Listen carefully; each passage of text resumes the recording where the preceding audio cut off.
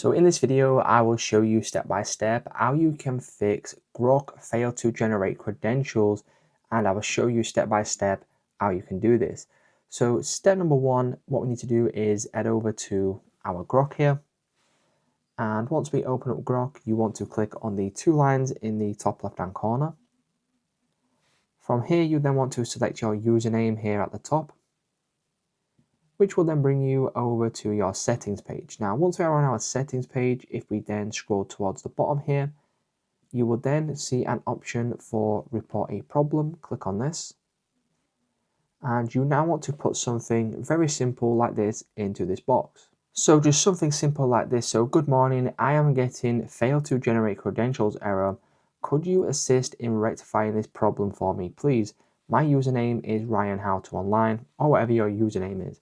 Now, once you do this, you will then be able to click on submit in the top right hand corner, which will then send this problem over to Grok support, who will then be able to investigate the problem that you are having on your account, and they will also be able to fix this if they possibly can. So it's just that simple, guys. If this video did help you out, please leave a like on today's video, and I will see you in the next one.